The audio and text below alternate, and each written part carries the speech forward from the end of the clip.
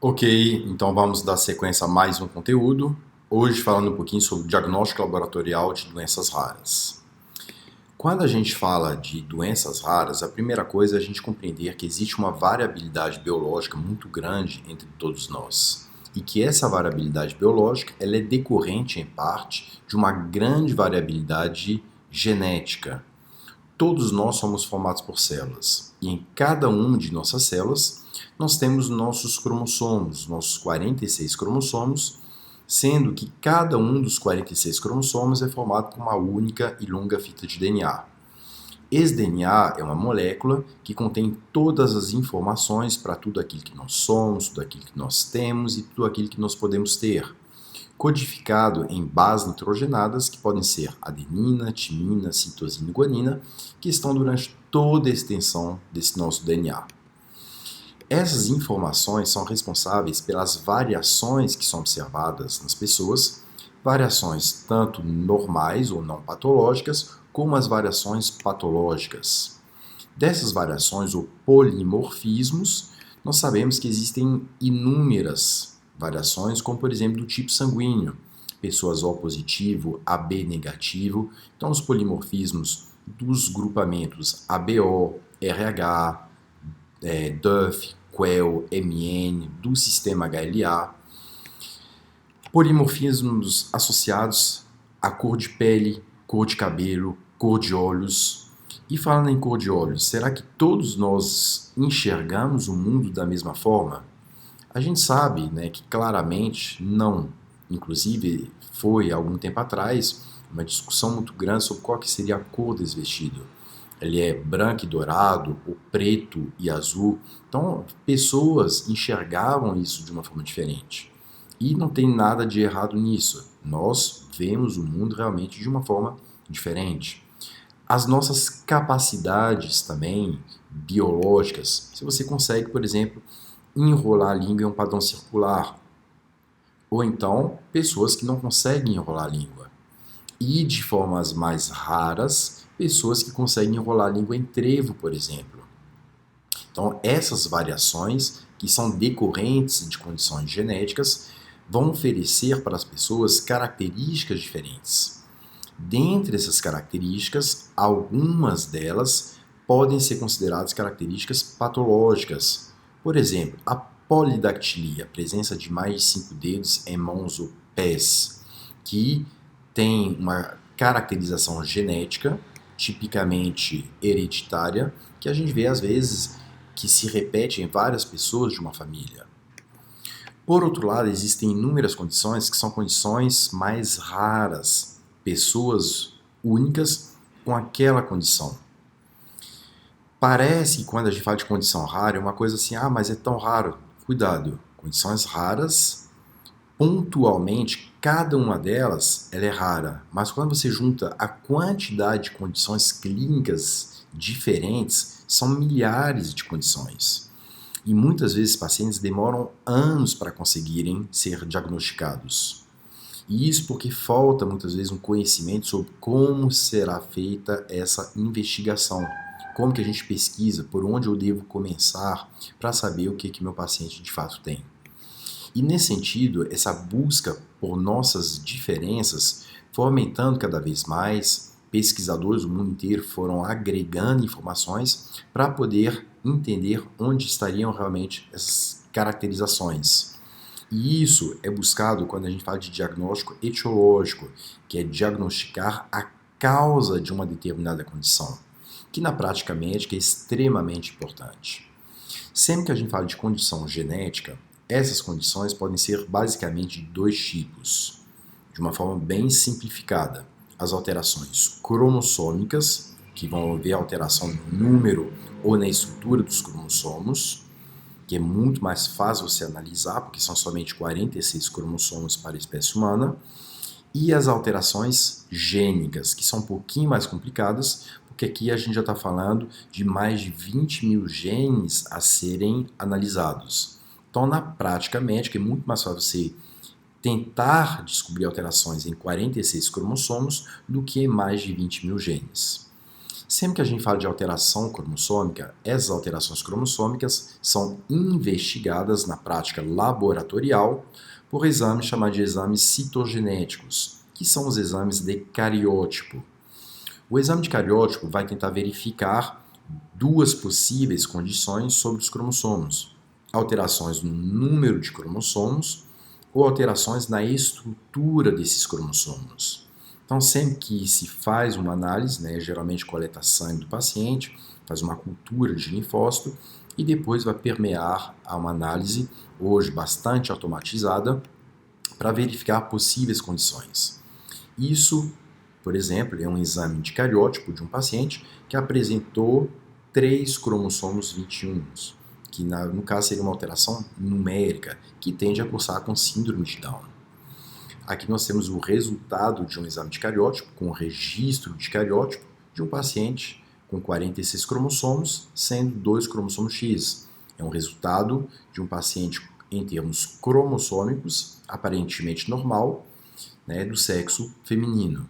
Mas muitas vezes serão encontradas outras condições de pacientes que apresentam algum tipo de alteração. Nesse caso, não é uma alteração numérica, mas sim uma alteração estrutural. Um paciente que tem 46 cromossomos do sexo feminino que possui uma inversão dentro do seu cromossomo 3.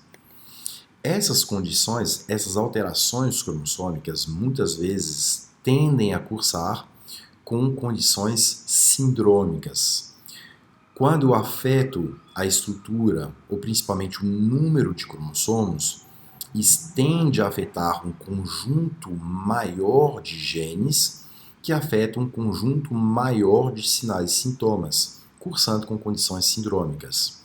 Como, por exemplo, nesse caso, um paciente que apresenta 3 cromossomos 13, uma trissomia do cromossomo 13, então em vez de ter 46 cromossomos, ele vai ter 47 cromossomos, e o cromossomo a mais que ele tem é o cromossomo 13, que tende a cursar com a síndrome de Patot, que vai apresentar clinicamente um conjunto de alterações como microcefalia, ciclopia, um queixo mais largo, um pescoço curto, uma orelha mal formada de baixa implantação, problemas neurológicos, problemas cardiológicos e assim em diante. Então ele tem um conjunto de alterações clínicas. Aqui nós temos um outro caso de uma alteração que não envolveu um número de cromossomos, então paciente que tem os seus 46 cromossomos, mas um de seus cromossomos sofreu uma pequena deleção. Ele tem uma deleção no braço curto do cromossomo 5, que tende a cursar com a síndrome do miado do gato ou cri du chat. Então nós temos alterações que vão envolver um número de cromossomos, alterações numéricas, e outras alterações que vão envolver a estrutura dos cromossomos, alterações estruturais. Além dessas condições cromossômicas, a gente tem que pensar que nem sempre as alterações genéticas são decorrentes de alterações cromossômicas. Pedi um exame de cariótipo, o exame de cariótipo não apresentou nenhuma alteração. Se não se trata de uma alteração cromossômica, pode se tratar de uma alteração subcromossômica, que não foi percebida por esse tipo de exame. Então, após um exame de cariótipo que dê normal, deve-se proceder para uma avaliação mais minuciosa do material genético do paciente através de uma avaliação gênica. Quando a gente fala de avaliação gênica, já começam a ser exames um pouquinho mais caros, porque eles dependem de técnicas de genética molecular. Dentro dessas técnicas, por exemplo, chega um paciente que tem uma suspeita clínica de uma distrofia muscular. O paciente apresenta uma fraqueza muscular progressiva, com perda de massa muscular, às vezes uma pseudohipertrofia adiposa. E quando você vai fazer uma avaliação, você fica em dúvida sobre o diagnóstico. Qual tipo de distrofia? Porque existem dezenas de distrofias musculares diferentes. Será que esse paciente tem uma distrofia muscular de Duchenne, de Becker, face escapulohumeral, distal das cadeias, óculofaríngea? Então é difícil, às vezes, até em termos clínicos, conseguir fazer esse fechamento diagnóstico. Obviamente, a primeira parte, ela deve envolver uma anamnese muito bem feita para verificar as cadeias musculares afetadas, a idade do paciente, se é homem, se é mulher, porque existem padrões de transmissão e de manifestação que são diferentes entre os sexos, às vezes, a genealogia, se existem outros casos na família, e alguns sinais mais específicos para cada tipo de paciente. Frente a essas condições clínicas, aí o diagnóstico etiológico da causa daquela condição, ou para ajudar a diferenciar, saber realmente qual tipo de condição o seu paciente tem, aí nós temos uma avaliação de genes únicos. Então, pela clínica, por exemplo, se suspeita que seja uma distrofia muscular de Duchenne. Se pensa que é uma distrofia muscular de Duchenne, o gene a ser investigado é o gene da distrofina. Então, vai pedir um exame, geralmente por PCR, que é uma reação em cadeia da polimerase, para verificar uma possível alteração no gene da distrofina. É um exame um pouquinho mais caro que um exame de cariótipo, tipicamente, e ele é bem pontual. Só que quando a gente pensa em um exame, depende muito da resolução do exame. Existem exames de DNA que vão verificar somente alterações no tamanho do gene, para perceber uma deleção, por exemplo, no gene, que tem uma resolutividade ainda um pouquinho menor, mas poderiam ser exames como um sequenciamento único para poder perceber pequenas alterações, que já teria uma resolutividade maior. E, infelizmente, é extremamente comum que começou a fazer um exame de cariótipo, deu negativo. Fez um exame de um único gene e também não apresentou alteração. Então, o exame de cariótipo não tem alteração. Um exame de um gene único não deu alteração. Ou, às vezes, se trata de um paciente que nem hipótese de diagnóstico tem. Eu não sei nem se é uma distrofia muscular, se é uma outra condição, talvez de natureza neurológica. Talvez se trata de uma condição mais rara. Talvez se trata de uma associação de genes junto com fatores ambientais. Então, em muitas situações, ainda precisa fazer uma investigação maior, porque a gente tem que entender que 46 cromossomos, dentro desses 46 cromossomos, nós temos mais de 6 bilhões de pares de bases. 3 bilhões em cada conjunto, um conjunto paterno e um conjunto materno, que totalizariam mais de 20 mil genes diferentes potencialmente a serem investigados. E é muita informação. Por exemplo, aqui só para ilustrar, aqui após o projeto Genoma Humano, a gente já consegue entender o tamanho e a quantidade de genes presentes em cada um de nossos cromossomos.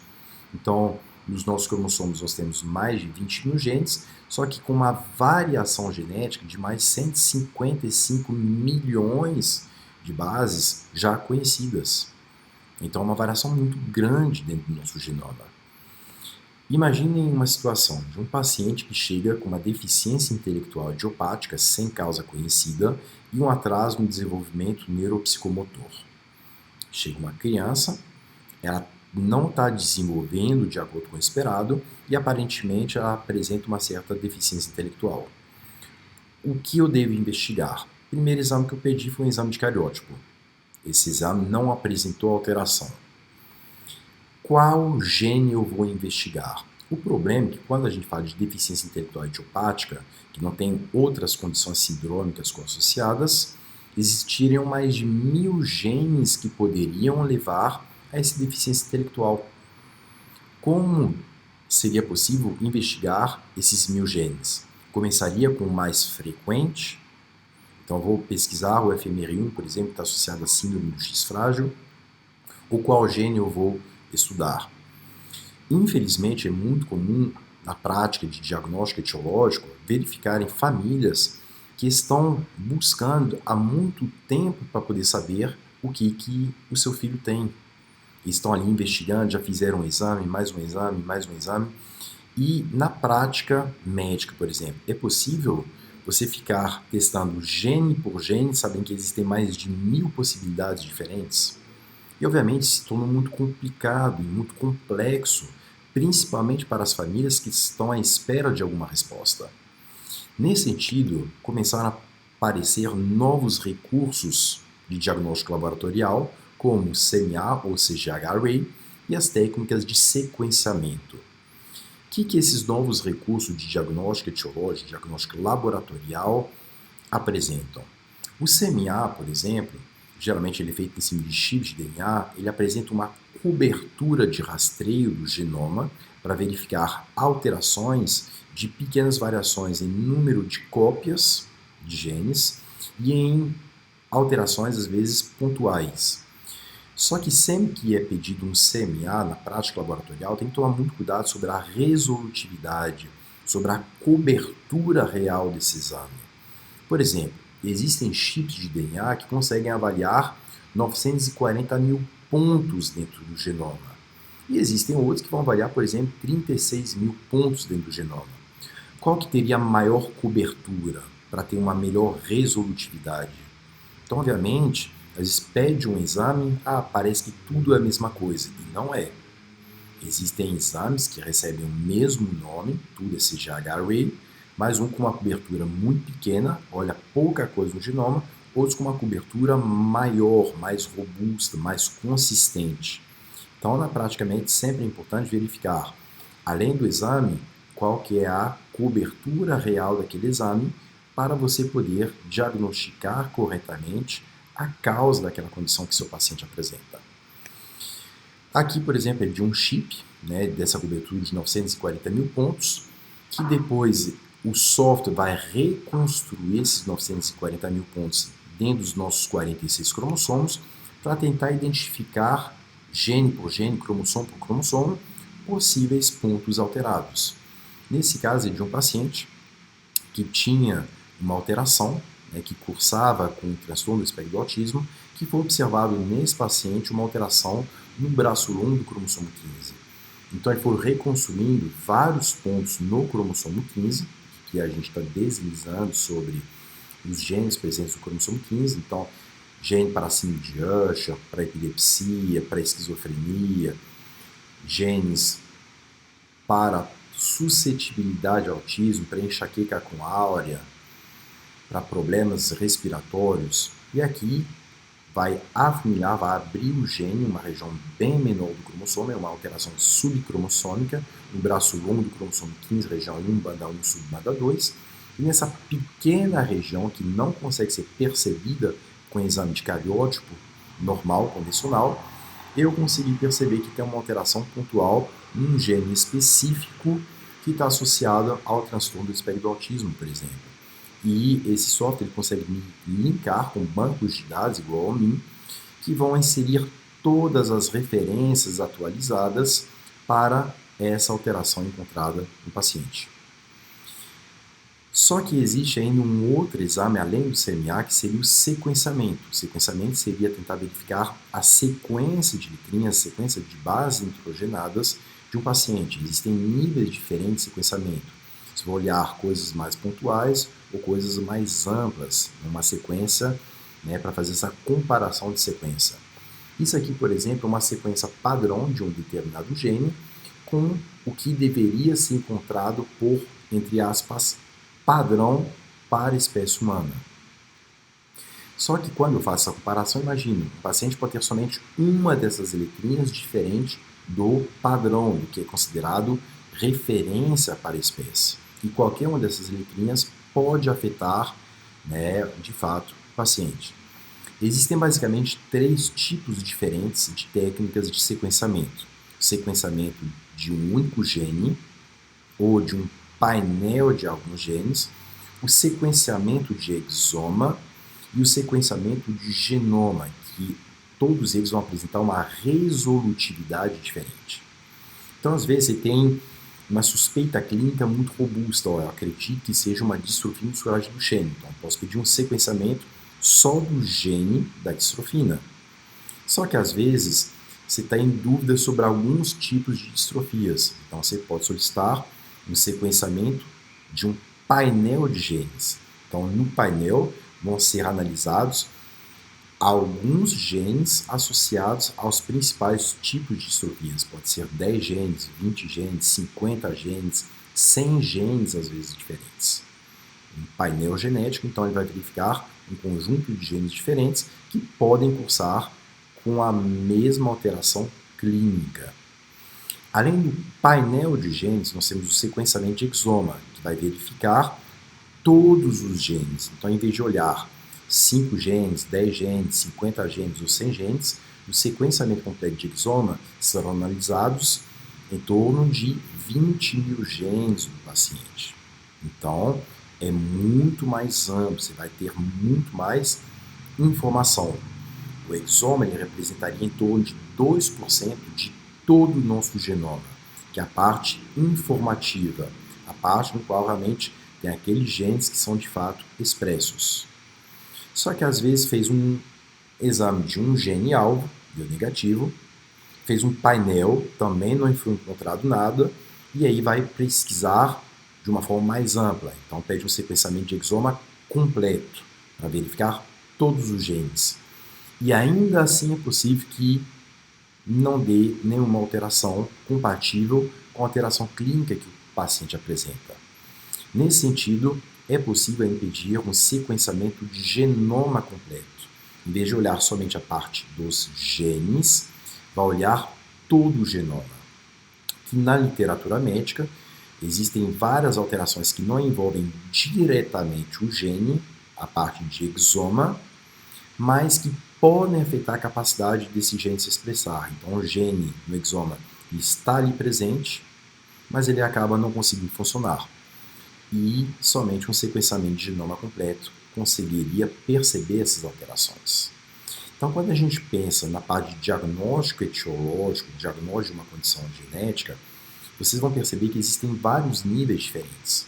Geralmente começa com o exame de cariótipo, que é mais grosseiro, entre aspas, obviamente, vai olhar 46 cromossomos. Cariótipo não deu nada, vou pesquisar o gene que eu acho que pode estar envolvido. Se eu não souber esse gene, ou se esse gene não for ele que estiver alterado, eu posso pedir um sequenciamento de um painel genético. Então, eu vou olhar os 10, 20 ou 50 principais genes que vão cursar com essa condição. Se esse painel não der uma alteração que explique a condição clínica do paciente, eu posso pedir um sequenciamento de todo o exoma. Aí já vou passar a olhar já em torno de 20 mil genes. E se não der nada, vou olhar todo o restante do genoma com sequenciamento completo de genoma. Então tem proporções muito diferentes para cada tipo de exame. E à medida que eu pego uma proporção muito maior, o exame costuma ficar também mais caro. Então, um exame de cariótipo é um exame de entrada, um exame mais barato. Um exame gênico é um pouquinho mais caro. Um painel gênico é um pouquinho mais caro. Um exoma é mais caro. E o genoma completo provavelmente seria o de maior extensão, que vai ter muito mais informação sobre tudo que é expresso e aquilo que não é expresso, mas pode interferir na regulação daquilo que de fato se expressa. Então, nós temos proporções muito diferentes. Aqui, por exemplo, é só para ilustrar um painel genético da parte oncológica. Então, tem uma predisposição a algum tipo de câncer.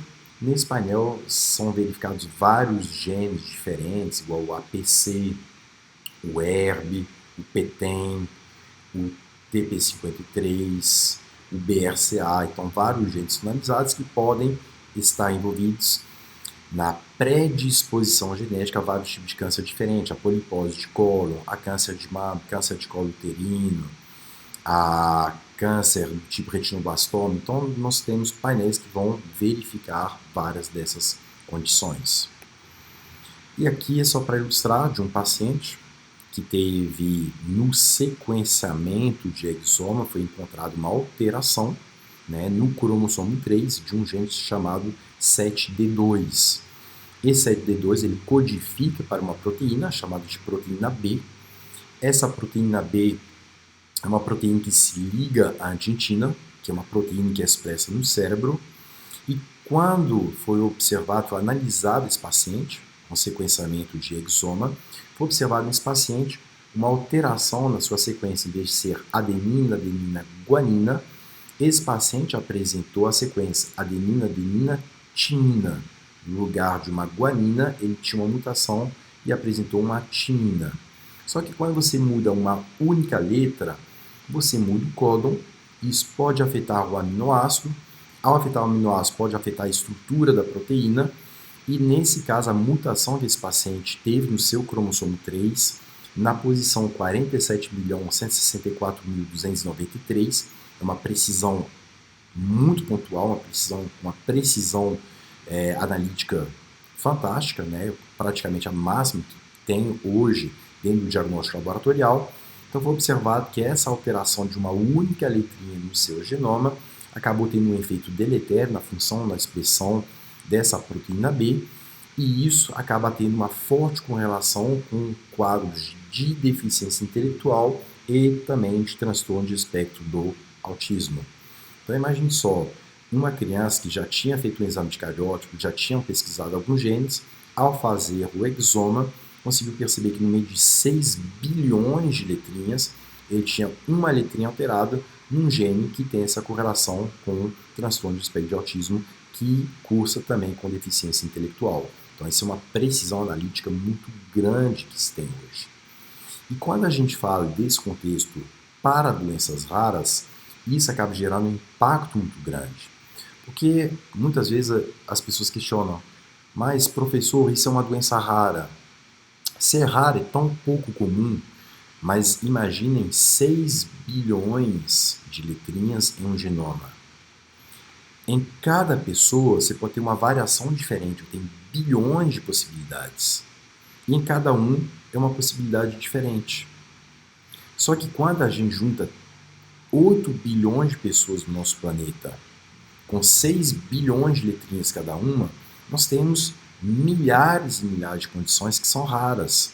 Mas quando eu junto todas as doenças raras, eu tenho um conjunto muito grande de condições, que muitas vezes são condições que nunca foram já descritas, ou só tem uma descrição única no mundo, e para o paciente gera uma angústia muito grande, por não saber o que ele tem, se é grave, qual é a consequência, e isso é extremamente impactante. Estimam-se que existem mais de 6 mil doenças raras, provavelmente muito mais do que isso, que a maior parte dessas doenças raras tem causa genética, mais de 80%, e que a maior parte também se manifestam ou se iniciam na infância. E o que mais chama atenção na parte de diagnóstico laboratorial, que a maior parte dessas doenças raras demoram anos para conseguir um correto diagnóstico. Imagina, de 3 a 10 anos é a média que uma família vai buscando para conseguir descobrir por que seu filho tem essa doença. Imagine você com um filho que tem uma condição, que fica 10 anos investigando para saber o que ele tem de fato. É uma angústia muito grande para essas famílias. E é por isso que é cada vez mais importante aplicar essas técnicas, saber como rastrear para poder descobrir. Tem casos, isso é uma média, tem casos que demoram 20 anos, 30 anos, tem pacientes que morreram sem nem saber o que eles tinham, porque ninguém conseguiu diagnosticar a sua condição, por falta de conhecimento ou falta de ferramenta adequada nessa tentativa de descobrir qual doença que o paciente tem. Então imagina, são muitas doenças a serem investigadas. Estimam-se que dessas milhares de doenças raras, distribuídas numa população de bilhões de pessoas, tenham mais de 300 milhões de pacientes que apresentam algum tipo de doença rara. É muita gente, principalmente que carece dessa capacidade de diagnóstico laboratorial, inicia-se com uma tentativa de diagnóstico clínico e muitas vezes acaba fechando juntamente com o diagnóstico etiológico, que é o diagnóstico laboratorial. E se torna fundamental, dentro da prática médica, conhecer essas ferramentas e buscar, por mais que isso às vezes demora, que existem fases analíticas que são diferentes, é extremamente apoiar esse diagnóstico, enfatizar, inclusive, hoje existe o Dia Internacional das Doenças Raras, que é extremamente importante, porque são pacientes que carecem muito de informações, de dados, de uma construção de um banco de dados para poder entender o que o paciente tem, como que ele vai evoluir e o que vai acontecer daqui para frente. Ok? Com isso a gente fecha mais um conteúdo sobre diagnóstico etiológico ou de uma forma pontual sobre as doenças raras que são extremamente importantes dentro da parte de diagnóstico laboratorial. Muito obrigado pela atenção de todos vocês e até um próximo encontro.